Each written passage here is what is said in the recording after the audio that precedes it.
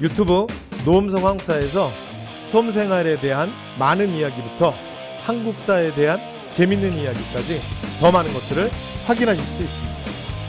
구독, 좋아요, 알람 설정 부탁드립니다. 자, 이제 5월로 갈게요. 자, 47년 5월이 되면 여러분 1차 미소공의가 아까 46년 3월에 결렬됐었잖아요. 그럼 한반도 문제를 어떻게 해결해? 미국과 소련이 있는데 소련이 뭔가 말을 맞춰야지. 그래서 다시 모입니다. 근데 안타깝게 바로 이 직전에 3월에 무슨 문제가 터지냐면 미국 대통령 트루먼 독트린이라는 걸 발표해요. 엄청 풀어진다. 트루먼 독트린이라는 걸 발표합니다. 됐죠? 자, 이러면서 이제 이게 뭐의 시작이냐면 바로 냉전의 시작이에요. 여러분 제가 앞에서 요 얘기는 잠깐 한 것 같은데 그냥 입으로 할게요. 시간 없으니까. 1차 세계대전의 가장 중요한 결과는 세계 일본 국가가 바뀐 거야. 이제는 더 이상 영국, 해가 지지 않는 나라, 또 그레이트 브리튼이 아니고 1차 세계대전을 통해서 그동안 베일에 가려있던 미국이라는 나라가 세계 무대에 본격적으로 등장해요. 그래서 세계 일본 국가는 누가 되는 거야? 이제 영국은 해가 지지 않는 게 아니라 해가 지는 거고 이제 미국이 일본 국가입니다. 됐죠? 그러면 이게 1차 대전이라면 그럼 2차 대전의 결과는 뭐야? 2차 세계대전. 이라고 얘기하면 여러분 지난 시간부터 계속 얘기했는데 독일의 히틀러를 누가 거꾸로 들였다고? 누가 뭐래도 소련이에요. 소련.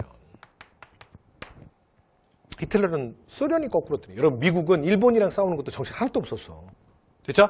그래서 세계 2차 대전 이후의 결과는 소련의 영향력이 전 세계적으로 커지는 거야. 그래서 소련과 국경을 맞닿아 있는 특히 동부유럽 있죠? 동부유럽의 여러 국가들이 전부 공산주의로 넘어가요. 마치 도미노가 무너지듯이 탁. 폴란드, 유고슬라비아, 체코슬라비아, 불가리아 막 이런 나라들이 전부 공산화되는 거야. 폴란드 뭐 이런 나라들이. 됐죠? 이러면서 이제 전 세계가 붉은 물결을 쳐. 그리고 실제 2차 대전이 끝나면서 스탈린이 가장 공산화시키고 싶었던 나라가 어딘지 아세요? 발칸의 그리스예요. 왜냐하면 그리스가 갖고 있는 여러분 오늘날 서구 자본주의 국가들이 정치 형태에서 표방하는 게 민주주의잖아. 그 서구 민주주의의 베이스가 뭐야? 그리스잖아. 그러니까 스탈린 입장에서는 그리스를 공산주의, 사회주의로 먹어버리면 서구 사회는 끝이라는 거야. 왜냐하면 그 정신적 베이스가 날아가잖아요. 맞죠? 거기다가 아시아에서 제일 큰 나라가 누구야? 중국. 중국은 이제 중국 공산당이 막 주도권을 잡기 시작하면서 국공내전.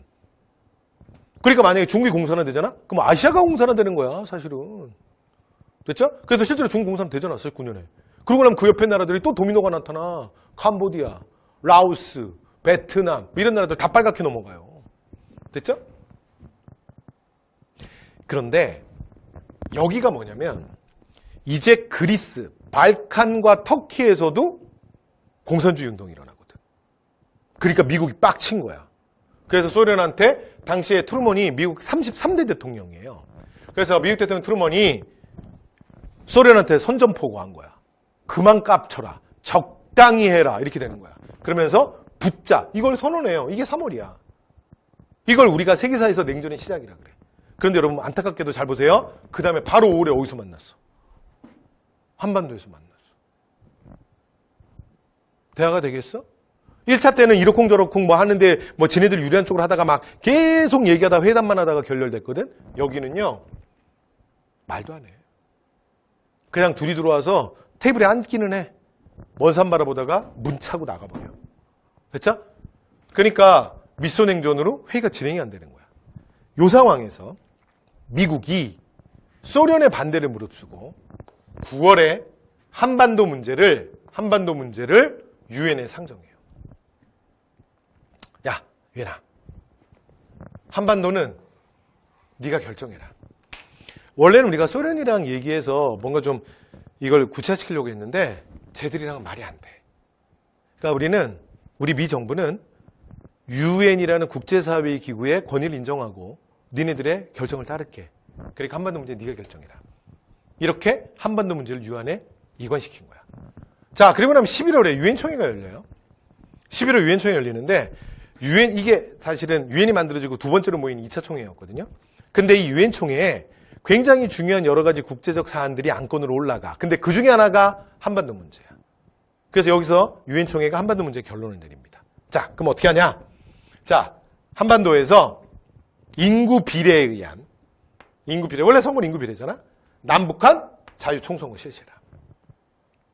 그래서 선거가 공정하게 돼야 되니까 유엔 우리 감시단이 입국해서 공정한 선거를 잘 지도해 줄게. 이게 11월 유엔총회의 최종안이에요. 자, 이제 48년으로 갑니다.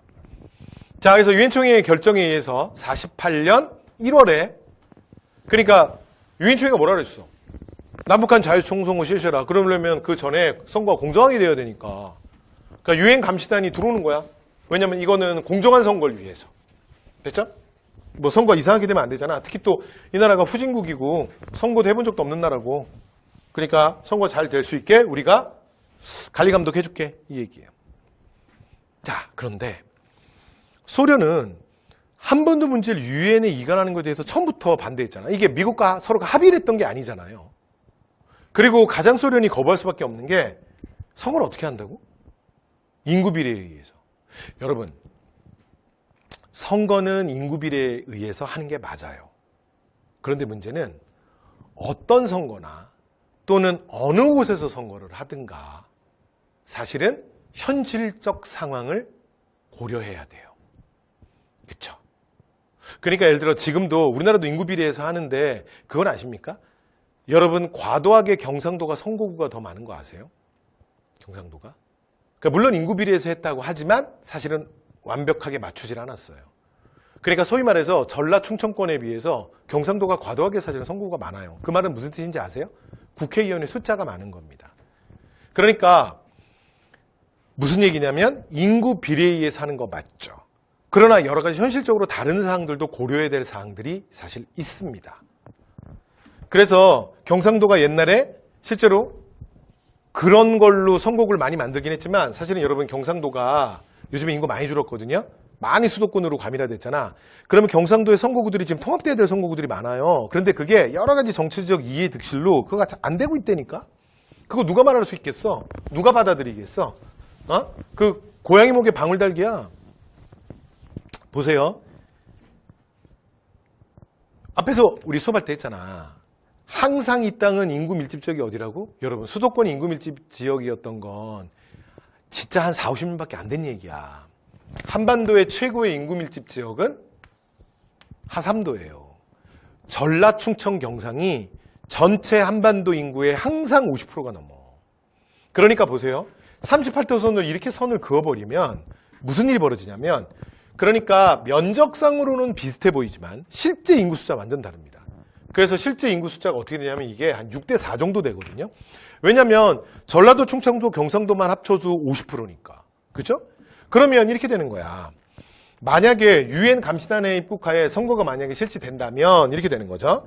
만약에 국회의원의 총수가 200명이라고 치면 처음에 만약 200명이라고 치면 여기서 80명이 뽑히고 여기서 120명이 뽑히는 거야. 무슨 말인지 아시겠어요? 그러니까 일단 남쪽은 그러니까 국회에서 가장 중요한 게 실제로 이제 마지막에 안 되면 과반수 표결 들어가잖아. 그 과반수 이상을 이미 확보해놓고 시작하는 거야. 그러니까 북쪽 입장에서는 소련 쪽 입장에서는 안 그래도 일방적으로 미국이 지금 제안한 것도 기분 나쁜데 그런데 유엔이라는 애들이 결론을 정하고 와서 지금 하겠다는 걸 보니까 완전히 자기들 마음에 안 드는 거야. 무슨 말인지 이해되시죠? 그러니까 이렇게 인구 비례하는 게 제가 틀렸다는 말이 아니라 이런 현실적 상황이 있기 때문에 이렇게 할 거면 위쪽 사람들을 설득을 시켜야 되는 거야. 그래야 이렇게 제도로 갈 수 있는 거지. 여기서 이거 우리한테 불리한데 우리는 안 해. 이러면 얘기가 진행이 안 된단 말이에요. 제 말은. 이해됐죠? 결론 아니나 달라? 그러니까 이제 소련이랑 북한이 야 니들이나 해. 니네 유엔이고 지랄이고 북쪽에 못 들어온다. 그리고 입국을 거부한 거예요. 됐죠? 그러면 한반도에 지금 들어오기로 했던 유엔 감시단은 어디만 들어온 거야? 어디만 들어오긴? 남쪽만 들어왔지. 됐죠? 그러니까 유엔 총회에서 지금 한반도 문제를 결정했는데 사실 이건 거절당한 난감한 상황이 된 거예요. 됐죠? 그래서 2월에 급하게 유엔 소총회가 열립니다. 자, 이게 한반도 문제를 결정하는 세 번째 국제회담이야. 광복이후에. 기억나시죠? 45년 12월 모스크바 3상회의. 그 다음에 조금 전에 했던 47년 11월 유엔 총회. 자, 마지막 48년 2월 유엔 소총회. 또는 임시총회라고도 합니다. 이번에는 유엔의 정기총회는 아닌데 이번에는 한반도 문제만을 위해서 원포인트로 모인 거예요. 됐죠? 네, 왜냐면 지금 유엔이 뭔가 결정했는데 거절당한 좀 난감한 상황이 됐잖아. 그렇죠? 그래서 내용이 뭐냐면 이거야. 유엔 한국임시위원단, 그러니까 유엔 감시단이 활동이 가능한 지역. 에이? 무슨 말이야? 뭐라고요? 활동이 가능한 지역. 그 활동이 가능한 지역은 지금 어디밖에 없어? 남쪽밖에 만들어 왔잖아요. 그러면 남쪽만 들어왔다는 얘기는 이건 다른 말로 바꾸면 뭐야? 남쪽만 선거를 해? 그럼 북쪽은 가만히 있겠어? 그럼 어떻게 되겠어요? 남쪽은 남쪽만 선거를 해서 정부 구성. 북쪽은 북쪽만 해서 정부 구성. 그럼 이건 뭐야? 분단이잖아요. 그래서 유엔 소총회에서 사실은 실질적인 분단이 결정된 거야. 여기까지 됐죠? 자, 그래서 이것만은 막아야 한다. 이것만 막아야 한다. 자, 이제 김구가 바빠졌어요. 근데 안타까운 건 좀 늦었죠. 그래서 여러분 이때 김구가 그 유명한 말을 하는 거예요. 우리 이제 교재도 있죠. 3천만 동포에게 읍고함. 그래서 엎드려서 울면서 고한다야. 내가 일신의 구차한 안위를 위해서 38선을 베고 쓰러질지언정 일신의 구차한 안위를 위해서 단독 정부 수립에 참여할 수는 없다. 됐죠? 그래서 이것만은 막아야 한다. 근데 아까랑 여러분 비슷하거든요. 자합작 운동은 누구였죠? 우리 통일정부 만들자. 이제 이승만이 분단으로 가자. 그때 아니야. 생각이 다르도 우리가 둘이 돼야 돼. 하나가 될 수 있다. 이게 자합작 운동. 그때 누구였어?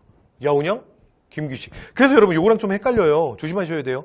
여운형은 지금은 없어요. 47년 7월에 해화동에서 죽어요. 자, 그래서 김구, 김규식. 됐죠? 여기 이제 중도파.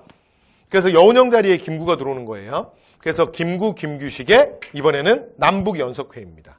남북연석회의라고도 하고요. 남북지도자회의라고도 합니다. 됐죠?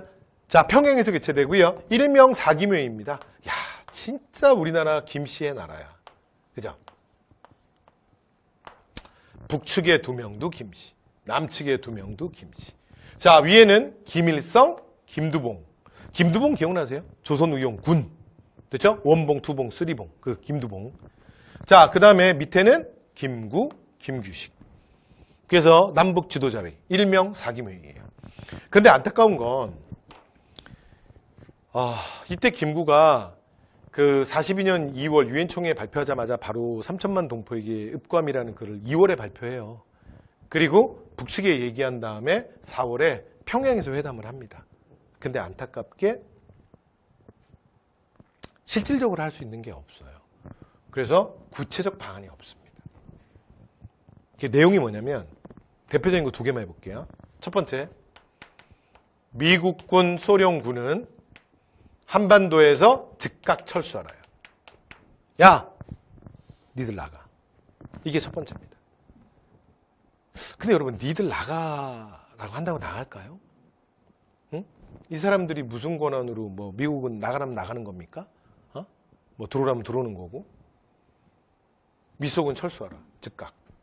2번째, 남한만의 선거가 이루어진다면 이 선거엔 참여하지 않는다. 이 2개가 핵심입니다. 근데 여러분 2번째 것도 안타깝죠. 잘 생각해보면 남한만의 총선거에 김일성과 김두봉이 왜 참여합니까? 남한만의 총선거에는 지금 요 4명 중에 관계된 사람은 누구만 관계 있어? 남쪽의 정치적 인사인 김구, 김규식만 관련 있잖아. 이 옆에 둘이는 상관이 없는 선거 아니야. 맞죠? 그러니까 실제로는 김구, 김규식만 나중에 불참하게 돼요. 그래서 남북협상파는 안타깝게도 이제 김구가 무언가를 돌려보려고 하지만 너무 늦은 것 같아요. 그 다음에 또 하나의 되게 비극적 사건이 터지는데 제주 4.3 사건입니다. 그 제주와 광주는 현대사에서 되게 아픔을 갖고 있는 곳이에요. 여기에서 남한만의 단독 선거를 반대하는 시위가 일어나요. 근데 문제는 당시에 여러분 이 분단을, 이 상황을 아는 대한민국 국민이라면 여러분이라면 어떡하겠어요? 좋다고 하겠어요? 좋아요? 아니 예를 들어 서울 수도권이랑 수도권을 중심으로 해서 저쪽 강원도 쪽은 띄어내자. 그래서 우리끼리 또 따로 나라 구성하자. 그러면 여러분 찬성하겠냐고. 왜 경상도랑 전라도 자꾸 싸우는 것 같으니까 경상도는 경상민국으로 독립시키고 여기는 전라민국으로 독립시키고 여기 그냥 우리는 수도권이랑 여기 뭐 충청권 정도만 해갖고 우리끼리 살자. 뭐 강원도도 저기 그냥 가서 감자나 먹으라 그러고 그래서 강원도도 강원민국으로 떼어내고 뭐 그러면 여러분 찬성하겠어? 나라 그렇게 쪼갠다고? 생각이 좀 다르다고? 여러분은 어떻게 하겠어요? 나라 그냥 나누면 안 되는 거 아니야? 그러니까 실제로 여러분이 분단을 반대하는 남한만의 총선거에 대한 반대 시위는 굉장히 전국적으로 많았어요. 이건 이제 다음 시간에 또 얘기할게요. 많았거든요. 그런데 비극은 제주도에서 터진 거예요. 됐죠? 그래서 제주 4.3 사건의 가장 큰 문제는 뭐냐면 여기서 너무나 많은 무고한 양미들이 많이 죽어요. 됐죠? 이게 사망자 숫자도 명확하지 않아요. 그래서 정부가 공식적으로 인정한 것만 3만 명이 넘고요. 당시에 제주도 측의 주장은 거의 6만에서 7만 이상이야. 근데 오늘날이랑은 달라서 당시에 제주도민 전체 인구의 숫자의 추정치가 23만에서 24만이거든요. 그런데 여러분 남한만의 단독 선거를 여러분 반대했다고 생각해봐요. 남한만의 선거 반대하면 안 된다. 그 집회 나갔어. 그 여러분 그게 죽어야 될 이유야? 아니 그게 죽어야 될 이유냐고. 응? 뭔 소리야? 그러니까 여러분 이 사람들을 죽일 때 이유가 있어야 되잖아. 그게 뭐냐면 이 사람들이 국가를 부정하고 국가를 전복할 우려가 있는 아주 극렬한 공산주의자들이라는 거야. 빨갱이들. 그래서 죽인다는 거야. 근데 문제는 그것도 법적 근거가 없었어요. 오늘날처럼 소위 말하면 국가보안법 이런 게 없었다니까 이땐. 그러니까 그런 사상을 갖는다고 해서 그것도 죄도 아니야. 그 법적으로 처벌할 수는 없다고. 법을 만들어야 법에 있어야 처벌을 하지. 이게 제주 4.3 사건이에요. 그래서 실제로 사망자의 숫자도 명확하지 않고요. 피해자들이 예를 들어 우리 아버지가 이때 나가셔서 이후에 못 들어왔다. 우리 오빠가 이때 나가서 못 들어왔다. 말을 못하는 거야. 왜냐하면 말하면 어떻게 되겠어요? 여러분 생각을 해보세요. 어떤 국가가, 어떤 정부가 아무런 죄 없는 자국민을, 자기의 국민을 죽이는 정부가 어디 있어요? 그런 정부가 있어? 그런 정부가 세상에 있냐고. 극렬한 빨갱이 새끼니까 죽였지. 무슨 말인지 되세요? 그러니까 만약에 우리 아버지가 그때 실종돼가지고 만약 이때 피해자다. 그러면 뭐야? 극렬한 빨갱이인 거야. 아니 국가가 어떻게 죄 없는 국민을 죽이는 그런 국가가 세상에 어디 있어? 무슨 말인지 이해되시죠? 어차피 우리 아버지가 살아올 것도 아니고 우리 집안은 극렬한 빨갱이 집안으로 찍힌다고. 그러면 공무원이 될 수도 없고 주요한 예를 들어 그 국가 관련된 소위 말해서 뭐라 그래요?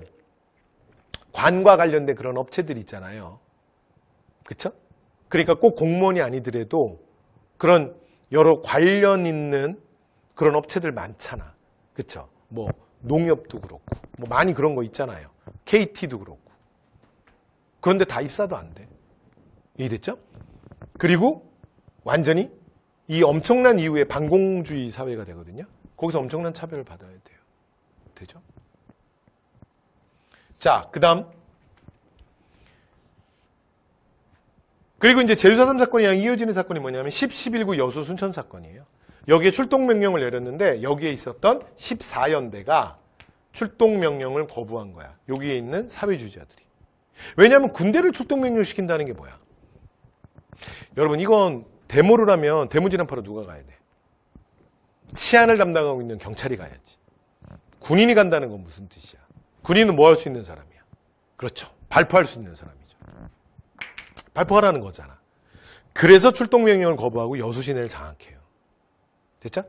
그리고 이 사람들이 바로 진압 과정에서 지리산 자락으로 이제 타고 들어가서 이거 6.25 때까지 이 사람들 진압이 안 돼요. 들어보셨나요? 이 사람들이 바로 뭐가 되는 거냐면 그 유명한 빨치산이 되는 거야. 빨치산. 됐죠? 그리고 이 이후에 그래서 국가보안법이 만들어져요. 그러니까 당시에는 이걸 처벌할 법적 근거 없었다니까. 국가보안법 이때 만들어지는 거야. 이게 만들어져야 이제 공산주의자를 처벌하지. 그렇죠? 이게 제주 4.3 사건입니다. 그래서 그 진압 과정에서 너무나 무고한 양민들이 많이 희생된 사건이죠. 자, 이제 마무리할게요. 자, 48년 5월에 자, 남한만의 총선거가 실시됩니다. 우리나라 역사상 최초의 보통선거입니다. 됐죠? 우리나라 역사상 최초의 보통선거예요. 됐죠? 자, 근데 남북협상파 공산주의자들 좌파 세력들은 전부 참여 안 합니다. 이건 분단 인정하는 거다. 자, 그래서 참여 안 하는데 여기서 대한민국 1대 국회가 뽑힙니다. 이 사람들이 잠시 후에 대한민국 헌법을 제정하거든요. 그래서 헌법을 제정했다. 그래서 1대 국회는 특별히 뭐라고 부른다? 재헌국회라고도 부릅니다. 그리고 1대 국회만 여러분 국회의원의 임기는 얼마? 4년. 이 정도는 아시죠? 근데 우리나라 역사상 유일하게 임기가 2년입니다. 이게 왜 그러냐면 처음에 선거를 할 때부터 이렇게 약속한 거예요. 앞에서 말씀드렸죠? 그러니까 남한만의 선거는 결국은 분단 아니냐. 그래서 이걸 반대하는 사람들이 정치적으로 많았다니까요. 제주도만이 아니야. 비극이 제주도에서 터진 거지.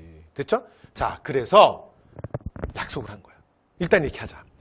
이게 국제사회 결정인데 우리가 언제까지 거부만 하냐. 일단 선거합시다. 하고 2년 있다 다시 하자. 그리고 법도 일단은 그때까지 필요하니까 일단 먼저 법을 만들고 정부를 구성한 다음에 그때 다시 국회의원 뽑고 다시 개정하고 다시 정부를 제대로 구성하자.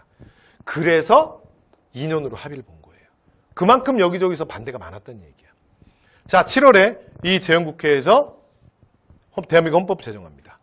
그리고 되게 특이한 게, 이거 이제 다음 시간에 제가 이승만 편에서 다시 얘기할게요. 대통령 중심제거든요. 근데 전 세계 어디에도 없는 걸 만든다? 뭐냐면 대통령을 국회에서 간선으로 뽑아.